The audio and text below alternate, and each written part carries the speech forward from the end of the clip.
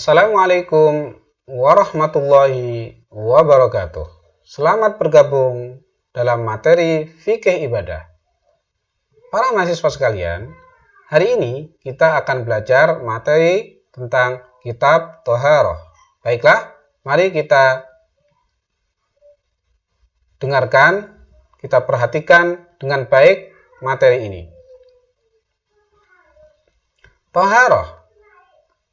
Thaharah berasal dari bahasa Arab, yaitu tahara yutahhiru tuhran wa taharatan. Maknanya, bersih dan suci dari kotoran atau najis hissi, yaitu yang dapat terlihat dengan indera kita, dan najis maknawi yang tidak kelihatan zatnya atau tidak terlihat wujudnya.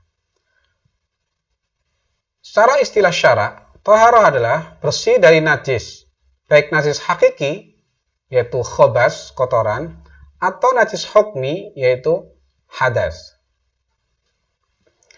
Secara etimologi, istilah taharah berarti suci atau bersih dari kotoran yang telah dikategorikan oleh agama sebagai sesuatu yang najis ataupun yang sifatnya hadas.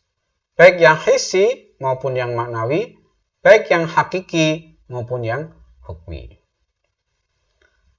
Dalil terkait dengan taharah dapat kita lihat dalam Quran surat kelima, yaitu surat Al-Maidah ayat 6. Allah Subhanahu wa taala berfirman, A'udzu billahi minasyaitonir rajim. Ya ayyuhalladzina amanu idza qumtum ilas sholati faghsilu wujuhakum wa aydiyakum ilal marafiq wamsahu biru'usikum wa arjulakum ilal ka'bain wa in kuntum junuban fattahharu wa in kuntum marda aw ala safarin aw jaa ahadun minkum minal ghaiti aw lamastumun nisa falam tajidu ma'an fatayammamu sa'idan tayyiba famsahu biwujuhikum wa aydikum min ma yuridullahu liyaj'ala 'alaikum min haraj walakin yuridu liyutahhirakum wa liyutimma ni'matahu 'alaikum la'allakum tashkurun. Dalam ayat ini, kita dapati dua kata yang berkaitan dengan istilah taharah. Yang pertama adalah wa in kuntum junuban fattahharu. Apabila kalian junub, maka bersucilah. Jadi makna yang pertama, kata taharah di sini adalah menyucikan diri dari junub, yaitu hadas besar. Karena junub itu tidak najis, tetapi adalah hadas. Maka fattahharu dalam makna yang pertama di sini adalah menyucikan diri dari hadas, yaitu hadas besar. Kemudian dirangkai dengan ayat sebelumnya, maka kata fattahharu ini juga berkaitan dengan menyucikan diri dari hadas kecil. Ya, karena wudhu adalah menyucikan diri dari hadas kecil. Selanjutnya, pada kalimat yang kedua, walaki yuridu liyutahhirakum. Nah, dalam kata walaki yuridu liyutahhirakum, di sini adalah merangkum atau mencakup segala bentuk bersuci, baik itu bersuci dari hadas kecil, hadas besar, maupun juga bersuci yang tidak menggunakan air, sehingga mencakup kata fatayammamu sa'idan thayyiba, yaitu mencakup tayamum. Jadi tayamum meskipun tidak menggunakan air, dalam Islam atau dalam fikih ini disebut sebagai bersuci, yaitu menyucikan diri dari hadas, baik hadas kecil maupun hadas besar. Karena orang yang tidak mendapati air dapat berwudu dengan cara bertayamum, yaitu dengan debu.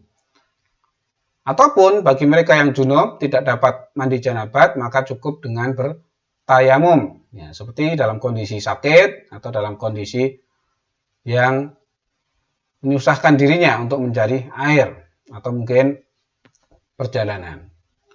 Selanjutnya, kata taharah yang disebutkan dalam surat Al-Baqarah, surat kedua ayat 222, Allah berfirman, A'udzubillahi minasyaitonir rajim, innallaha yuhibbut tawwabin wa yuhibbul mutatahhirin. Sesungguhnya Allah mencintai orang-orang yang bertobat dan mencintai orang-orang yang menyucikan diri. Nah, kata al-mutatahhirin dalam surat Al-Baqarah 222 ini memiliki makna, yaitu membersihkan diri atau menyucikan diri dari darah haid. Baik, mahasiswa sekalian, selanjutnya kita akan melihat jenis-jenis air. Dalam fikih, air dibagi menjadi beberapa macam jenis. Yang pertama adalah air suci dan mensucikan, yaitu air mutlak. Berikutnya adalah air suci tetapi tidak mensucikan. Kemudian yang ketiga, air yang bernajis atau air mutanajis. Kemudian yang keempat, air makruh. Air yang tidak dianjurkan atau oleh agama tidak menjadi hal yang disukai untuk digunakan sebagai media bersuci. Air suci dan mensucikan atau yang disebut dengan air mutlak, yaitu adalah suci karena zat air itu sendiri tidak mengandung kotoran atau najis. Jadi hakikatnya air mutlak adalah yang memang pada asalnya air ini suci, tidak mengandung kotoran atau najis, sehingga dapat digunakan untuk bersuci. Ya, disebut mensucikan karena air tersebut dapat digunakan bersuci dari hadas. Ya, bahkan juga digunakan untuk membersihkan diri atau menyucikan diri dari najis. Selanjutnya, air suci tetapi tidak mensucikan. Air jenis ini suci, namun tidak bisa dipakai untuk bersuci, seperti untuk berwudu atau mandi janabat. Nah, masuk dalam kategori air ini seperti halnya adalah air yang telah bercampur dengan suatu benda yang suci, seperti air kopi, air teh, air gula, air susu. Nah, air-air ini tidak dapat digunakan untuk bersuci, meskipun zatnya suci. Karena kita tidak mungkin bersuci dengan air teh atau dengan air kopi. Karena tidak dipergunakan untuk bersuci, tetapi untuk minum. Kemudian, masuk dalam kategori air yang suci tetapi tidak mensucikan adalah air yang sedikit atau kurang dari 2 kula. Atau juga air yang sudah terpakai untuk menghilangkan hadas atau najis. Seperti halnya air yang kita sebut sebagai air mustakmal. Artinya sudah terpakai. Sementara air itu tidak berubah sifatnya dan tidak bertambah ukurannya atau banyaknya. Ya, meskipun dari sisi sifat, bau, rasa, warna tidak berubah, tapi kalau air itu telah dipakai maka masuk dalam kategori air mustakmal, sehingga tidak mensucikan. Nah, berkaitan dengan air jenis ini ada beberapa pendapat di antara ulama. Kemudian ada yaitu air pepohonan atau air yang ada dalam buah-buahan, ya, seperti air yang keluar dari pohon kau atau air nira. Ya, air yang orang mencari gula kelapa kemudian mengambil getahnya, nah itu tidak dapat digunakan untuk bersuci. Demikian juga air yang ada dalam kelapa atau air kelapa muda itu tidak dapat digunakan untuk menyucikan diri, baik untuk berwudu maupun mandi janabat. Kemudian air yang mutanajis atau air bernajis. Nah, air yang terkena benda najis ini masuk dalam kategori air mutanajis. Kenapa disebut mutanajis? Ya, karena sudah berubah salah satu dari sifat air tersebut. Sehingga air ini tidak boleh dipakai, baik sedikit maupun banyak. Nah, air bernajis, ya, tetapi tidak berubah salah satu sifatnya. Nah, air ini kalau sedikit, ya, kurang dari 2 kula, tidak dapat dipakai lagi. Ya, bahkan hukumnya sama dengan najis. Namun, apabila mencapai 2 kula atau lebih, maka hukumnya tetap suci dan mensucikan. Ya, jadi air mutanajis ini intinya tidak berubah sifatnya. Ya, sifat air itu diantaranya adalah ada rasa, ada bau, ada warna. Kalau itu berubah, ya unsurnya maka dapat dikategorikan sebagai air najis. Ya. Tetapi tadi ada juga pengecualian. Kalau tidak berubah semua sifat, kemudian air itu banyaknya lebih dari 2 kula. Adapun kalau kurang dari 2 kula maka masuk dalam kategori air mutanajis. Kemudian air makruh atau yang tidak dianjurkan untuk digunakan sebagai media bersuci. Nah, air makruh ini ya, dipakai untuk badan tetapi tidak untuk pakaian. Jadi mensucikan najis dari pakaian tidak dianjurkan. Nah, yang masuk dalam kategori air seperti ini adalah air yang terjemur sinar matahari selain dari bejana emas dan perak. Ya, karena menurut ahli kedokteran, air yang sudah terjemur matahari digunakan untuk bersuci akan mengakibatkan kanker kulit, sehingga membahayakan apabila digunakan untuk membersihkan badan. Maka cukup untuk pakaian, meskipun masuk dalam kategori air makruh. Nah, artinya tidak baik untuk digunakan.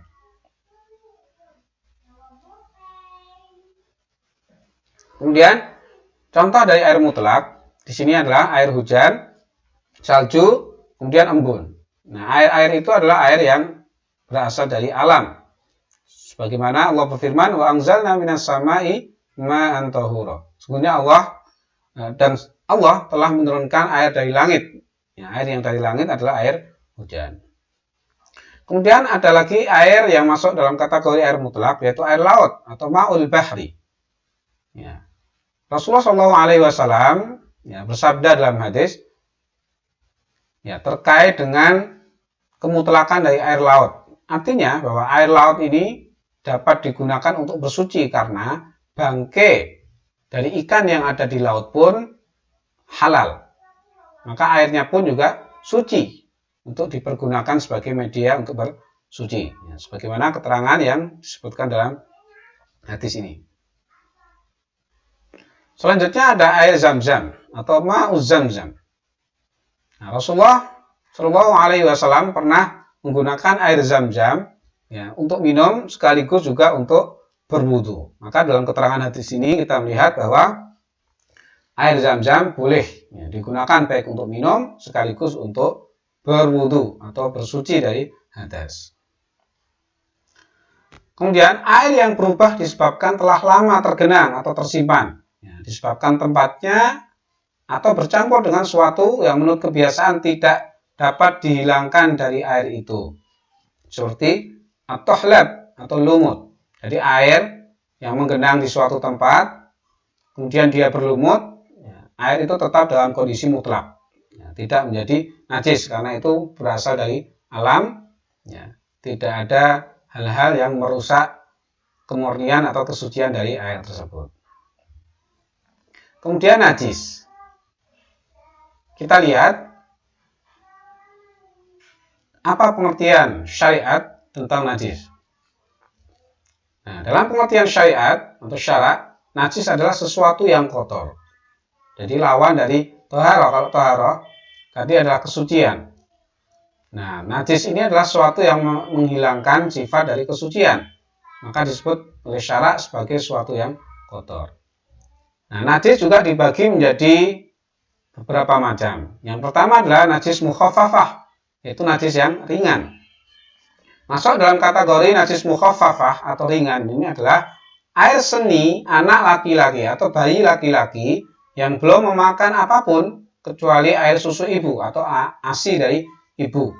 Nah, sehingga apabila terkena air kencingnya maka cukup diperciki dengan air, tidak perlu untuk dicuci. Kemudian najis mutawasitoh, yaitu najis pertengahan. Nah, najis ini meliputi segala sesuatu yang keluar baik dari kubul ataupun dubur, dari jalan depan ataupun dari jalan belakang. Ya, kemudian juga masuk dalam kategori najis mutawasitoh adalah darah, selain dari hati maupun limpa. Kemudian juga darah dari orang yang mati syahid. Kemudian nanah. Nah, nanah ini juga masuk dalam kategori najis mutawasitoh karena nanah ini adalah darah putih. Kemudian muntah. Orang yang muntah, yang keluar isi perutnya, maka isi perutnya menjadi najis mutawasitoh. Sehingga apabila mengenai badan atau pakaian kita harus dibersihkan atau disucikan. Kemudian madhi, yaitu air yang keluar. Selain dari air mani maupun wadi. Madhi ini biasanya keluar ketika seorang dalam kondisi kelelahan. Nah, ini harus disucikan karena masuk dalam kategori najis mutawasitoh. Kemudian mayat. Nah, mayat juga disebut di sini najis mutawasitoh. Oleh karena itu, diajarkan agar orang yang memandikan mayat, hendaknya dia mandi besar. Kemudian arak atau minuman yang memabukkan atau minuman keras, khamr. Nah, ini juga masuk dalam kategori najis mutawasitoh. Najis pertengahan. Kemudian air susu hewan yang tidak dimakan dagingnya. Kecuali manusia. Maksudnya adalah bahwa manusia itu dalam ilmu mantik masuk dalam kategori hayawanun natik, tetapi manusia berakal. Sedangkan hewan selain dari manusia maka itu adalah masuk dalam kategori najis. Nah, daging binatang yang dipotong ya, selagi masih hidup dan bangkai binatang darat yang berdarah selain manusia, ini juga najis. Nah, bagaimana cara membersihkannya? Nah, dibasuh sampai air mengalir di atas benda yang terkena najis tersebut. Kemudian najis ainiyah, yakni najis yang masih ada zat, ya, ada bau dan warnanya. Artinya secara fisik ini dapat dilihat dengan mata. Adapun cara membersihkannya ialah dengan menghilangkan zat, bau dan warnanya, kecuali warna dan bau yang sangat susah atau sangat sukar untuk dihilangkan. Maka hal ini masuk dalam kategori hal yang dimaafkan. Nah, kemudian ada lagi najis hukmiyah, ya, yaitu najis yang diyakini keberadaannya meskipun zat, bau dan warnanya tidak nyata adanya. Artinya secara fisik tidak dapat kita lihat ataupun dirasakan. Nah, seperti air seni yang sudah kering sehingga sifat-sifatnya sudah hilang. Adapun cara membersihkannya dengan memercikkan air di atas benda yang terkena najis tersebut. Kemudian yang ketiga adalah najis mughaladhah atau yang disebut dengan najis berat.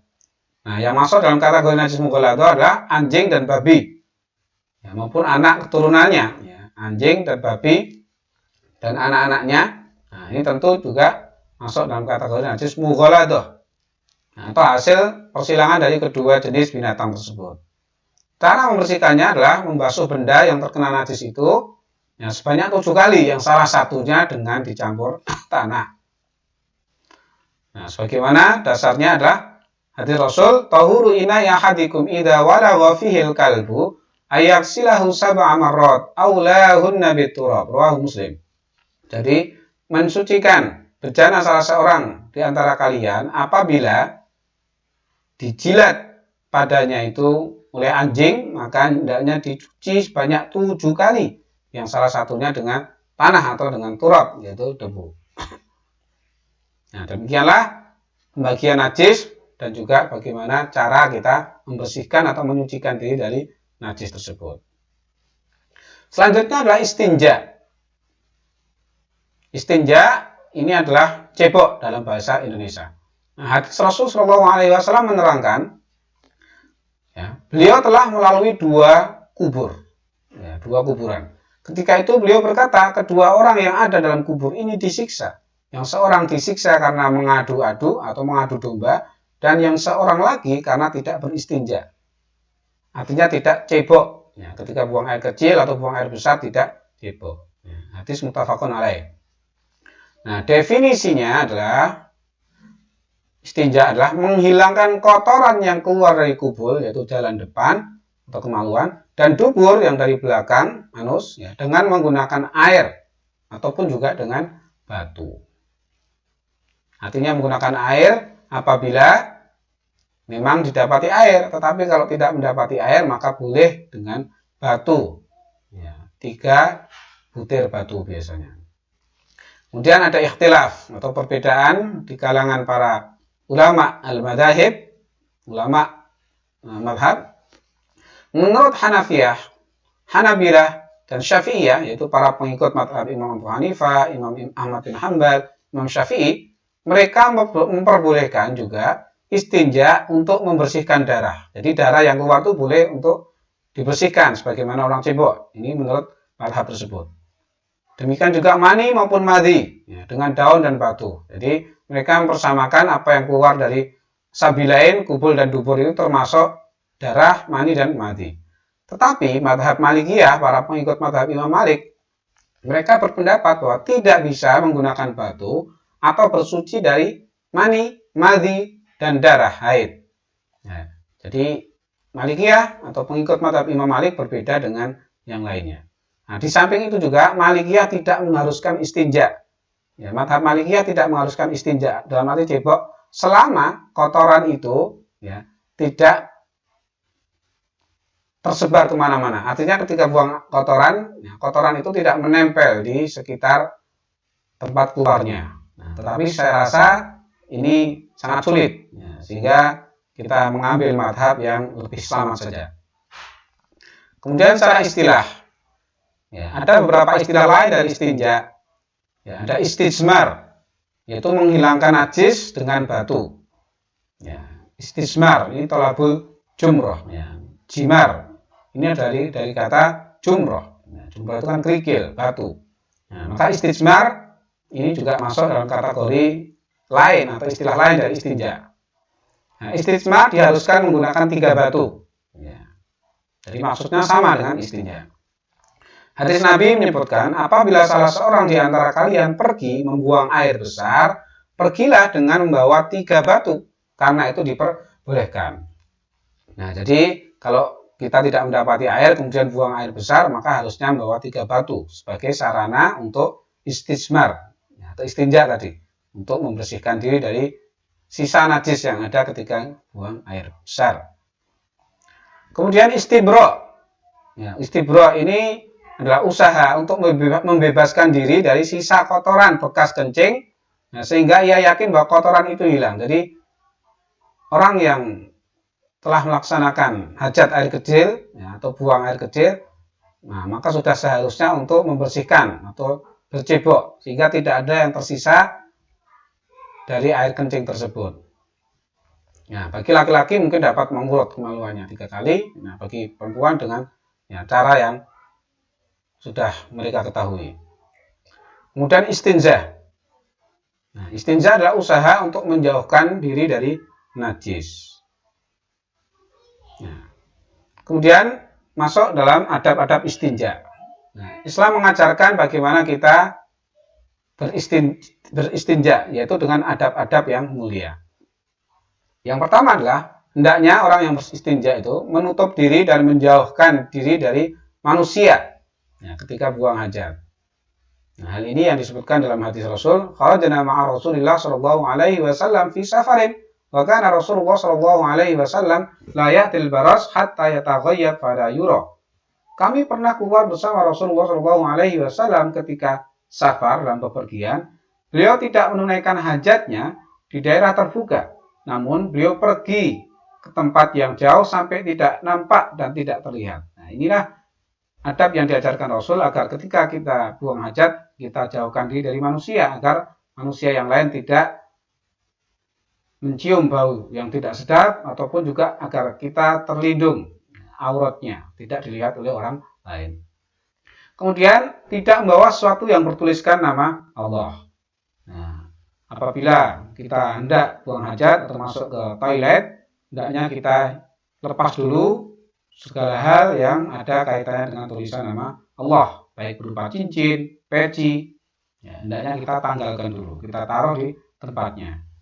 Ya, kalau HP kita tutup, kalau ketika itu kita sedang buka Al-Quran atau ayat, kita tutup terlebih dahulu. Kemudian, ya, membaca basmalah. Ya, hendaknya kita juga mengawali dengan basmalah. Nah, sebagaimana disebutkan di sini dalam sabda Rasul, satru ma baina ayunil jin wa aurat bani Adam idza dakhala ahadum al-khala ayaqul bismillah. Ya, jadi selain kita diperintahkan untuk menutup aurat agar tidak terlihat oleh mata jin, ya, wa aurat bani Adam, ya, dan juga dari pandangan manusia, maka ketika kita masuk ke al-khala, ke toilet, hendaknya kita mengucapkan bismillah, karena mengucapkan bismillah ini menjadi penghalang yang menutupi aurat kita, baik dari pandangan jin maupun juga manusia. Nah, ini menurut riwayat ini. Nah, kemudian tentu juga ada doa yang sudah biasa kita hafalkan ketika hendak masuk ke toilet. Allahumma inni a'udzubika minal khubuthi wal khubais. Kita mohon pertolongan dari al-khubus wal khubais. Ya, ada yang menafsirkan kata al-khubus dan khubais itu adalah kotoran berupa, ya, mereka jin, baik laki-laki ataupun jin perempuan yang mengganggu.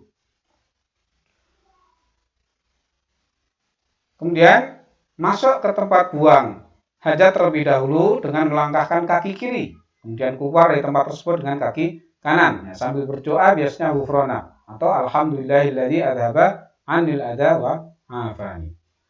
Ya. Kemudian juga disebutkan dalam hadis tentang keutamaan untuk melangkahkan kaki dalam hal-hal tertentu. Karena Nabi Shallallahu Alaihi Wasallam yuhibbu at-tayammun fi tana'ulihi wa tarajjulihi wa tahurihi wa fi sya'nihi kulli.